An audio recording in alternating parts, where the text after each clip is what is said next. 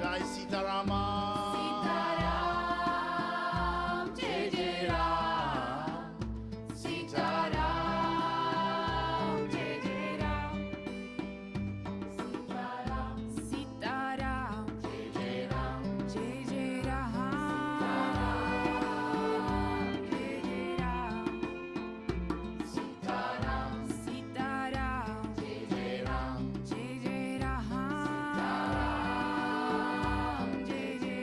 Jai Ramana.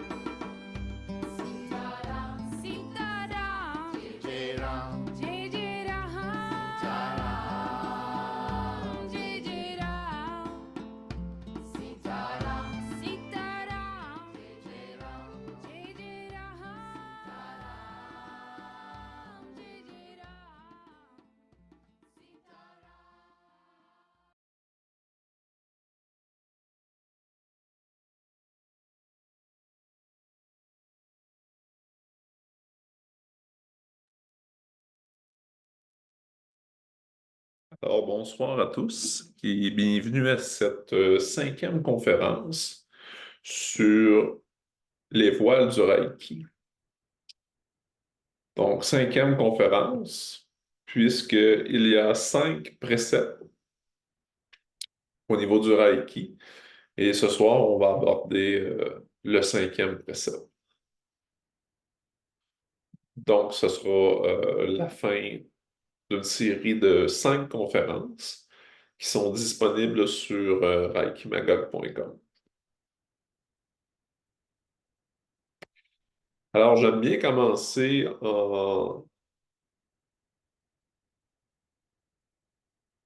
en faisant le tour de tous les préceptes.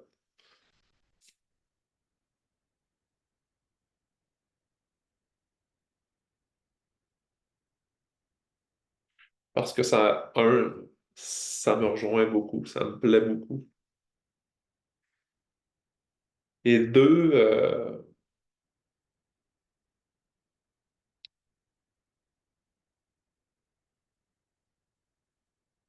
pour bien transcender l'expérience du Reiki, je trouve que je trouve que de prendre le temps de goûter tous les préceptes, c'est C'est une bonne façon de s'en imprégner.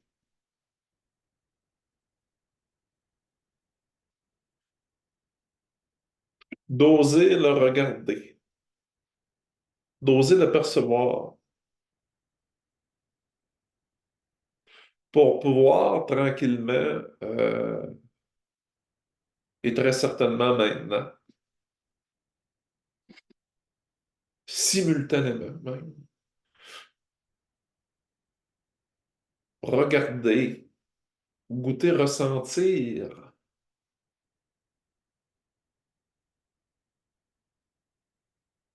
voir, vivre l'énergie du Reiki, les idéaux du Reiki, les 5 préceptes du Reiki.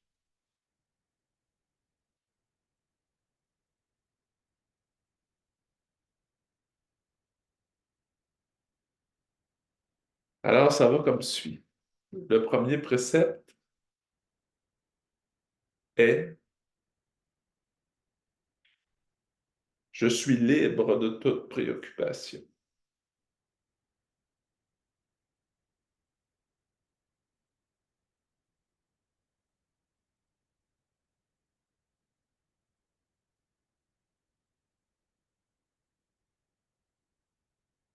C'est intéressant de prendre le temps de goûter pleinement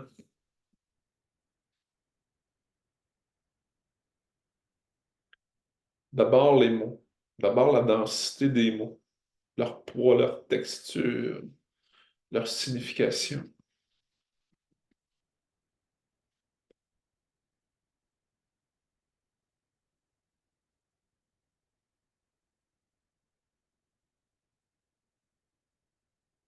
Le deuxième précepte du Reiki: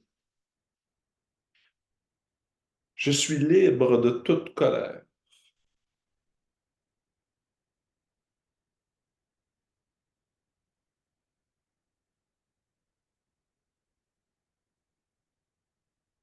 C'est intéressant quand on progresse dans la lecture des préceptes du Reiki de voir que si on ne se permet pas d'aller au-delà de sa dimension matérielle, comment c'est impossible de traduire véritablement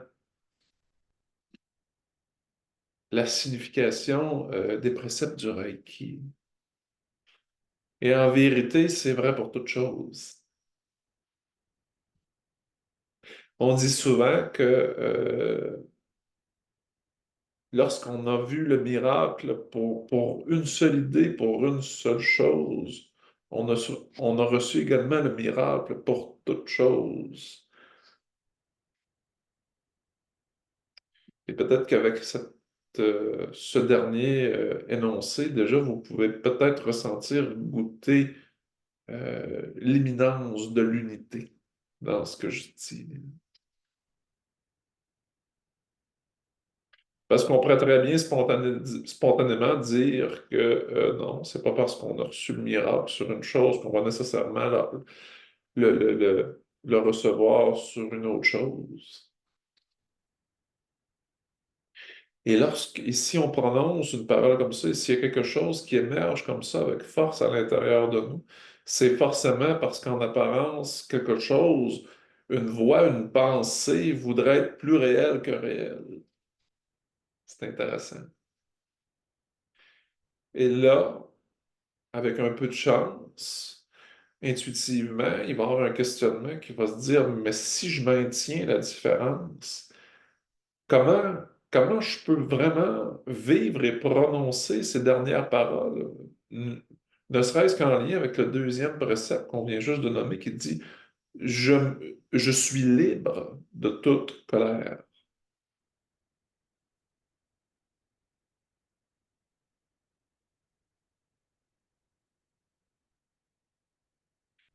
La croyance, c'est forcément quelque chose qui nous met en colère. Parce que la croyance, lorsqu'on y met totalement sa foi, nous donne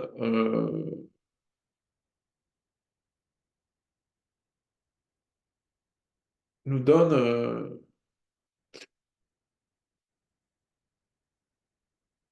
nous donne un ressenti que euh, la division est réelle, l'impression de séparabilité, la fragilité, la culpabilité, toutes les choses qui sont nommées, on a l'impression que tout ça est la vérité.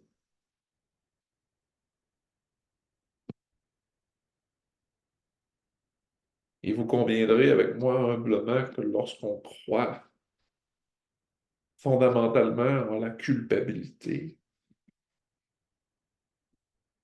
on vient de se donner une bonne raison d'être en colère.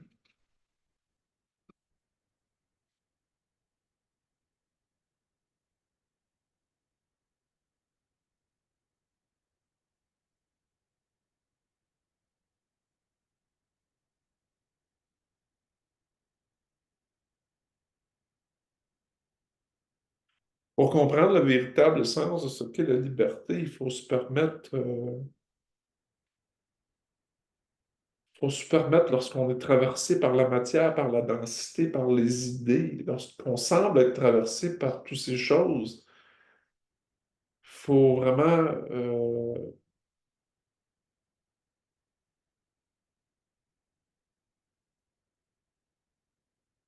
le vivre à la fois simplement et profondément pour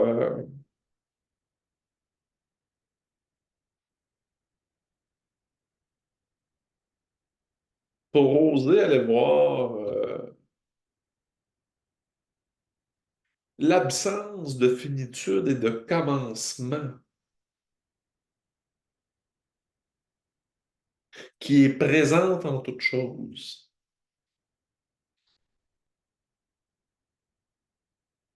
Juste d'oser voir ça, regarder ça, ressentir ça, ça nous ouvre obligatoirement une porte sur la vérité.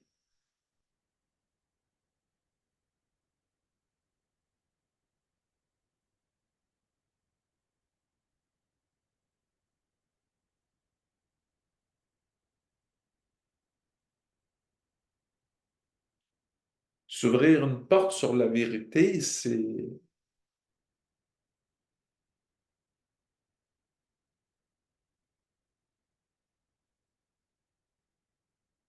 forcément s'offrir une véritable chance de comprendre toute la signification de ce que veut dire je suis libre de toute colère.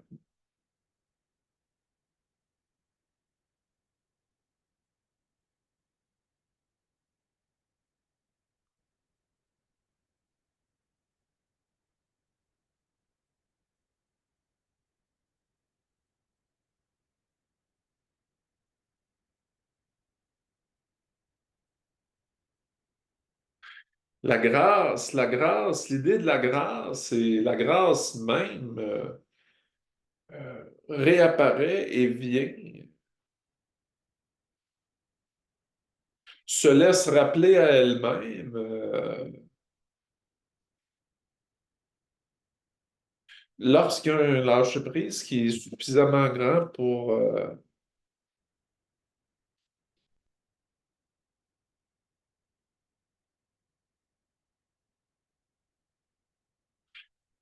céder la place au sans contour. Et là, c'est très mal dit. Ce n'est pas céder, mais simplement vivre le sans contour. La grâce, c'est quelque chose qui nous exempte, mais qui nous offre à la fois euh, toutes les définitions. Une définition, un concept, une idée, un lieu, un temps, c'est toujours un lieu de rencontre.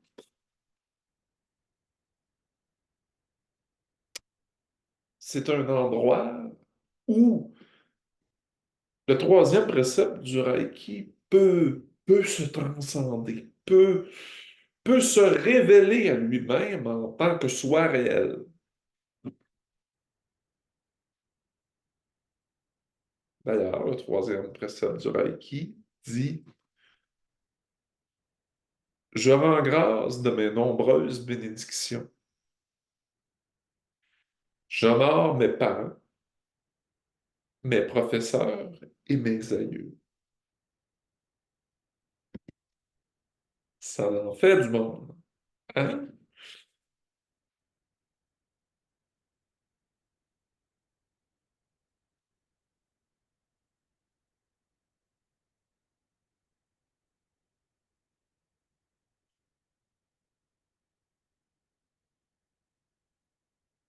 Pour goûter pleinement cet énoncé-là, au-delà de sa calligraphie, au-delà des, des- au-delà de ses couleurs denses, au-delà de sa tonalité, ça prend vraiment une ouverture du cœur. Faut que ça passe par le cœur. Sinon, ça va rester des mots oubliés.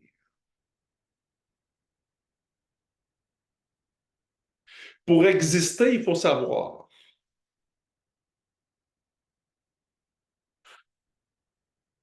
Et savoir n'est pas un privilège.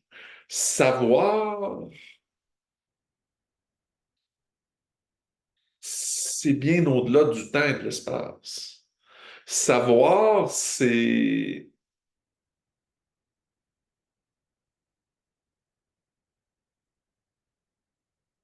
le dû donné et reçu de chacun.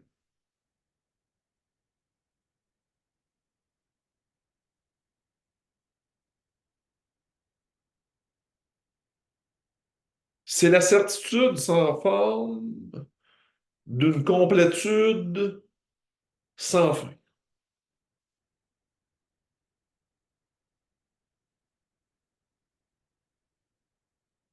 Et la conscience de ça ouvre le cœur sur toute chose, toute situation, positive ou négative. Lorsqu'on est, entre guillemets, pour très mal le dire, présent à cela, rendu là, hi.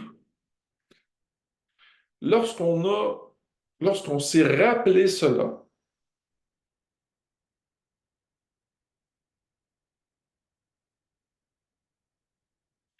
on peut presque dire que le dernier pas est de soi, de Dieu, peu importe comment on veut le nommer.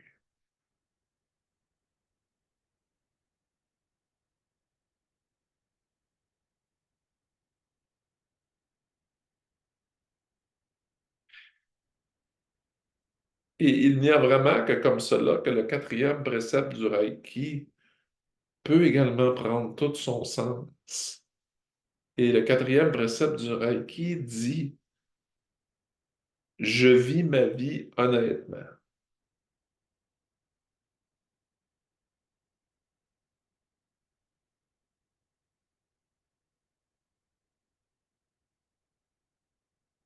On ne peut pas savoir qu'on vit sa vie honnêtement et maintenir les contours pour soi de notre croyance en ce qu'est l'honnêteté, ou même la vie ou n'importe quoi d'autre.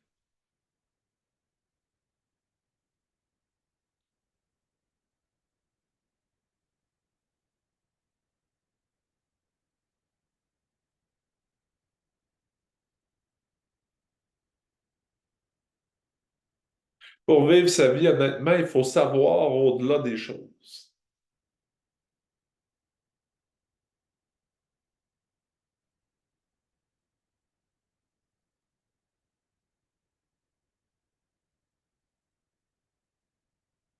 Il faut connaître l'appréciation du sans fin.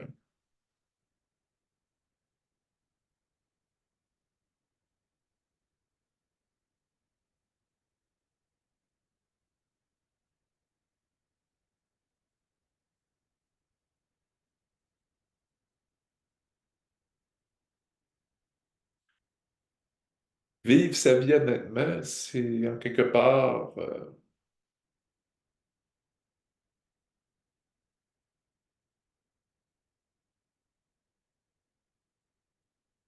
faire l'expérience de son infini.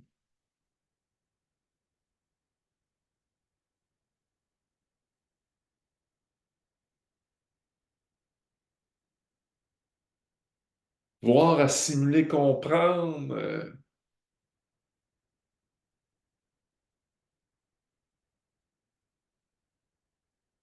La joie sans borne de savoir que tout est, tout est.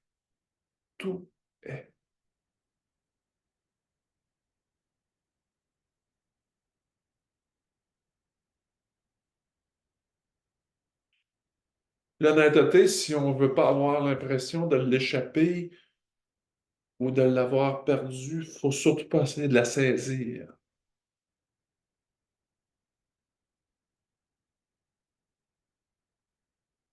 Ou si on essaie de la saisir, du moins, faut avoir du plaisir à se regarder la saisir et la relâcher.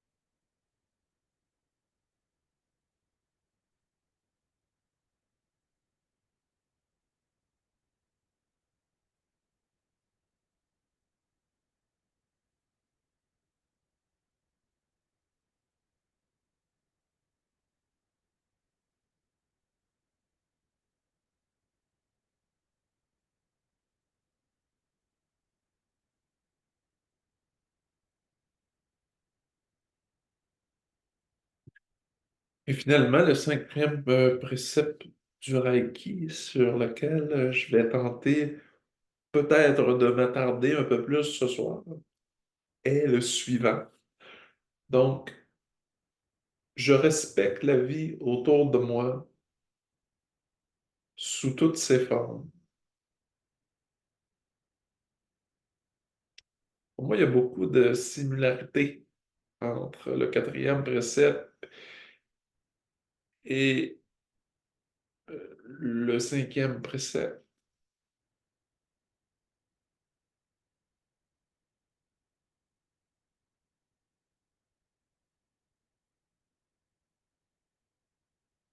Je dirais que s'il y a une différence à goûter, à transcender vers soi, entre les deux, c'est je vis ma vie honnêtement. Il y a quelque chose qui est très tourné vers l'intérieur dans cette énoncé-là. Donc, c'est très intériorisé, très à l'intérieur. Et je respecte la vie autour de moi sous toutes ses formes. Là, c'est une ouverture qui est beaucoup plus sur l'extérieur que l'intérieur. Et qu'est-ce que ça nous montre finalement? Ça nous montre encore une fois l'évidence que ce qui est à l'intérieur et à l'extérieur ne fait qu'un.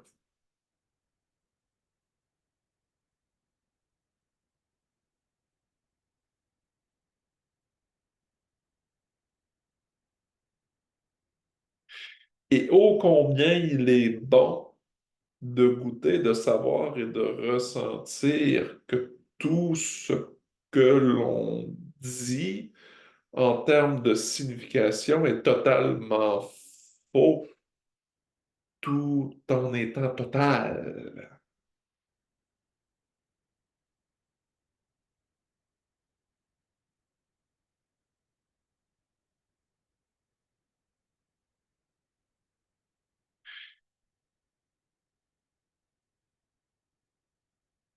Il y a quelque chose de très contemplatif à l'incarnation. C'est un peu comme d'émettre une vibration, l'illusion d'une vibration d'un soi divisé en quelque part pour pouvoir porter un regard sur son propre infini.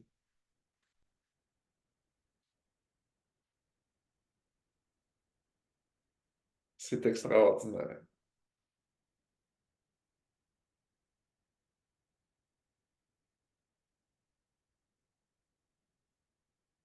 C'est vraiment extraordinaire. C'est touchant.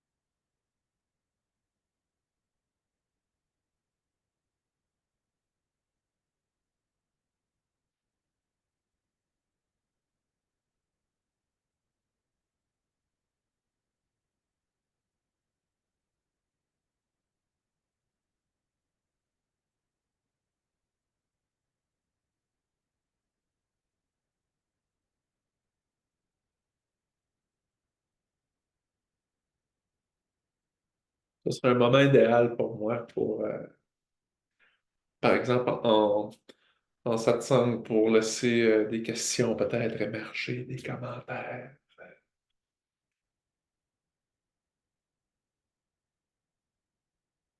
Parce que en ce moment, je me sens tellement plein, si plein, mais plein, mais léger, léger.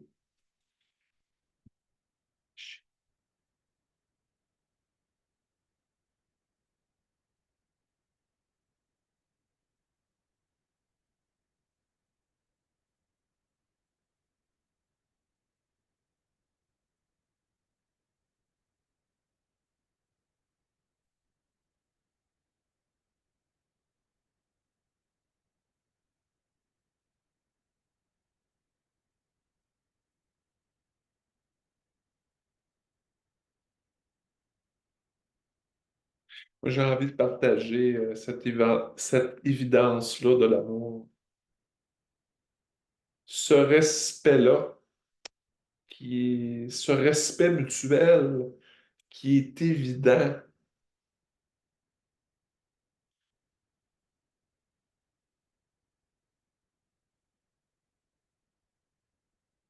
J'ai le goût de m'ouvrir sur moi, sur l'autre, pour, euh,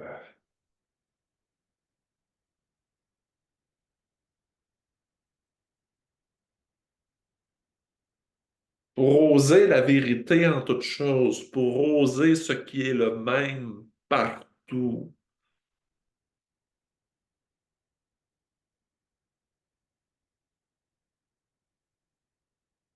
pour croire au-delà de la croyance, pour voir au-delà de la perception,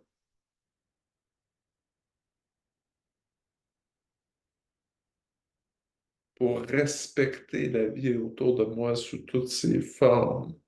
Je vis ma vie honnêtement. Je rends grâce de mes nombreuses bénédictions. J'honore mes professeurs, mes parents et mes aïeux. Je suis libre de toute colère.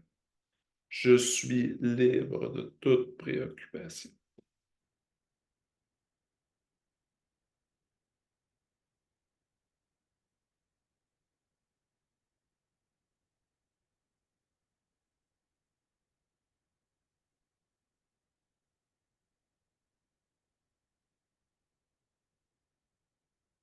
Mon nom est Sébastien Brault-Lepine. Je suis, pour parler un petit peu de mes rôles, je suis maître Reiki. Je fais de l'accompagnement aussi individuel de plusieurs façons, sous plusieurs formes. Et j'agis toujours, peu importe la pratique que je fais, j'agis toujours en tant que facilitant à la réalisation de soi. Je suis de plus en plus actif dans ce qui m'apparaît vibrant. Puis, de plus en plus présent au niveau des satsangs, que ce soit sur le web, mais aussi j'ai des beaux arrangements, pardon, qui se prennent en ce moment pour faire du présentiel. Donc, en Estrie, à Magog, dans la région de l'Estrie, du moins, en tout cas là. Magog et alentour.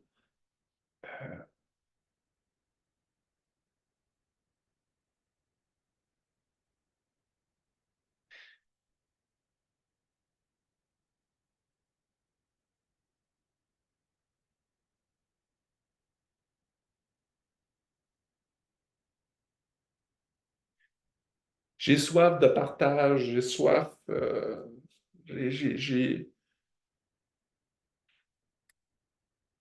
Quand je dis j'ai soif, c'est pas je manque.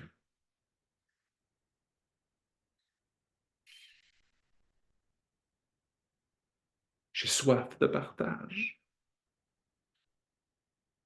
d'amour, de sincérité, de belles rencontres.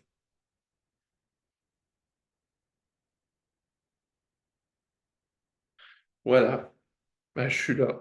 Puis,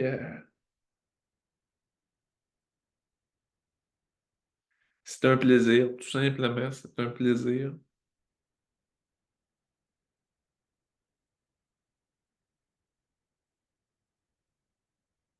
J'espère que cette mini-conférence de ce soir vous a plu. Si vous êtes curieux, ben, gênez-vous pas pour aller fouiner un peu sur le site, sur mon site www.reikimagog. Il y a beaucoup de contenu gratuit. Tout est gratuit, à vrai dire, à l'exception de l'accompagnement, qui est une très belle expérience aussi.